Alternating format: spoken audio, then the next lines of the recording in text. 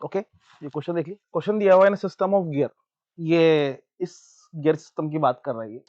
Load लटका हुआ है, ये एक ब्लॉक लटका हुआ है, इसको लोड बुलाया है, इसका वैल्यू इसने बोला है L as a pulley in the radius R। देखो ये जो अंदर वाला फॉर्मेट है ना, ये वाला, इसको पुली बोला है और इसका रेडियस कितना बताया इसने, small r, right.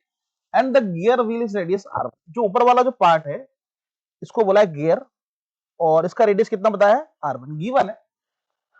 This gear wheel is geared with the second wheel of radius R।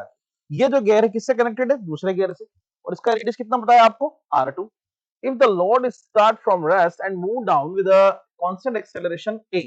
अब ये जो लोड है देखो मेंशन्ड है इसके अंदर, क्वेश्चन के अंदर कितने एक्सेलरेशन से नीचे जा रहा है, ये A एक्सेलरेशन से। Find the equation for the angular displacement of the gear sector. अच्छा, इसका एंगुलर डिस्प्लेसमेंट पूछा है, सेकंड गियर का एंगुलर डिस्प्लेसमेंट क्या होगा, ये पूछा हुआ है। क्वेश्चन को अपन ने हिंदी में भी मेंशन किया हुआ है, फिगर को थोड़ा ध्यान से देख लीजिए सब लोग। देखिए ये दो गियर दिए हुए, अंदर वाला पार्ट व्हील है या पुलिस को बोल दीजिए, ठीक है ना, और ये ब्लॉक है, एक्सेलरेशन नीचे जा रहा है, ये कुछ ऑप्शन दिए हुए, थीटा आपको फाइंड आउट करना है, ये रिजल्ट्स आपके सामने अवेलेबल है, ठीक है जी। क्वेश्चन को सॉल्व करते हैं, आप एक बार और क्वेश्चन देख लीजिए, ठीक है ना। स्टार्ट करते हैं इसको। सवाल में बोला हुआ है कि जो नॉर्मल वेलोसिटी थी v इज इक्वल टू होता कितना है, पहले तो ये देखिए, इसने बोला है लोड के बारे में बात कर रहा हूं मैं, लोड के बारे में ना, v is equal to u plus a t. अब उसने बोला है कि वो सीधा नीचे जा रहा है विद कांस्टेंट एक्सेलरेशन, तो उसका इनिशियल वेलोसिटी कितना रहा होगा, 0। लोड का v इज इक्वल टू कितना हो जाएगा, लोड मतलब कि ब्लॉक, कितना हो जाएगा, v इज इक्वल टू 8। ये इसकी फर्स्ट इक्वेशन मेरे पास रेडी हो गई, ठीक है।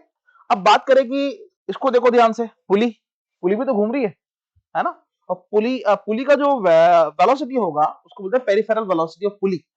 कितनी वेलोसिटी से घूम रहा होगा, आप बोलेंगे v is equal to r omega 1, ठीक है ना। ये क्या है, वेलोसिटी ऑफ पुली, ओमेगा 1 इसको बोल दिया मैंने यहाँ पे, ठीक है ना। अब v अगर मैं पुट करूंगा तो v का वैल्यू कितना हो जाएगा यहाँ पर, at is equal to r omega 1, ये रहने वाला है। ओमेगा 1 क्या है, एंगुलर वेलोसिटी ऑफ पुली, ठीक है ना। अब एक बात बताओ मुझे, ध्यान से देखो, जितनी वेलोसिटी से पुली घूम रहा होगा क्या उतनी ही ये पुली है अंदर वाला, ठीक है ना।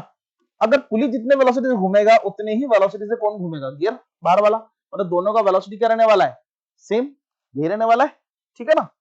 तो यहां पर अगर मैं चाहूं तो मैं कह सकता हूं कि velocity of gear, first gear का वेलोसिटी कितना हो जाएगा। अच्छा पहले एक बार एक काम करो ना, पहले तो एक काम करिए आप, ओमेगा 1 निकालिए, ओमेगा 1 इज इक्वल टू कितना हो जाएगा, 80 बाई आर, लिख सकते हैं अपन। अब एक काम करिए, पहले वाले गियर का, फर्स्ट गियर का वेलोसिटी कितना होगा आपके पास, फर्स्ट गियर का वेलोसिटी कितना होगा आपके पास, देखिए ओमेगा 1 r1। अगर मैं यहीं पे सेकंड गियर का वेलोसिटी लिख दूं तो कितना हो जाएगा, ये ओमेगा 2 r2। अब ये मुझे कंफर्म है कि दोनों का वेलोसिटी क्या होने वाला है, एक दूसरे के बराबर। अरे भैया दोनों जितने एक दूसरे सेम ही से घूमेंगे, तो मैं कह सकता हूं यहाँ पर omega 1 r1 is equal to omega 2 r2, कह सकते हैं ये वाली बात, ठीक है ना।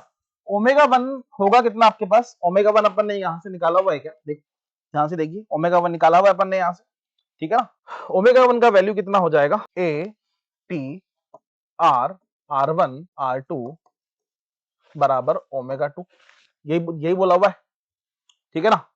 अब ध्यान से देखिए, मुझे पूछा हुआ क्या है सवाल के अंदर, मुझे बोला हुआ है angular displacement of second gear wheel, जो दूसरा वाला जो व्हील है उसका एंगुलर डिस्प्लेसमेंट फाइंड आउट करना है, यही है। अच्छा एक बात बताइए, क्या मैं ओमेगा को D theta by D T लिख सकता हूँ क्या, एक काम करिए, मुझे क्या निकालना है, डी थीटा, तो एक पूरी टर्म को क्रॉस मल्टीप्लाई करिए, तो अपन ध्यान से देखें इधर, मैं इसको एक बार रीअरेंज कर रहा हूँ, d theta upon d t is equal to a r r2 r1 साथ में टी, कैसे लिख सकता हूँ क्या मैं इसको, क्या समझ में आ रहा है कि सर डिफरेंशिएशन करना है, डिफरेंशिएशन मतलब इसको उधर फेंक दीजिए, कितना हो जाएगा, मुझे क्या निकालना है यहाँ पे, डी थीटा निकालना है ना, तो d theta is equal to कितना हो जाएगा, d theta is equal to कितना हो जाएगा आपके पास, ए r1 r2 कितना हो जाएगा इसका भाई साहब, मैं डायरेक्टली वैल्यू लिख दूं क्या, ये कितना हो जाएगा टी का, टी स्क्वायर बाई 2, ये अपना रिजल्ट हो गया, इसको डिफरेंशिएट कर दिया मैंने थीटा के रेस्पेक्ट में, ठीक है ना। तो डी उधर चला जाएगा, तो टी इज इक्वल टू कितना हो जाएगा, टी स्क्वायर बाई 2। अब इसको अपन एक बार A are one R are two, मेरे हिसाब से इसका ऑप्शन बी आ रहा है, देखिए ध्यान से आप, थीटा इज इक्वल टू कितना आ रहा है, a are one upon r are two t square by 2, ये रिजल्ट आ रहा है आपका, ये देखिए बी, 2 मैंने आगे लिख लेना है, एक ही बात है ना? तो ये इसका रिजल्ट हो जाएगा। Thank you.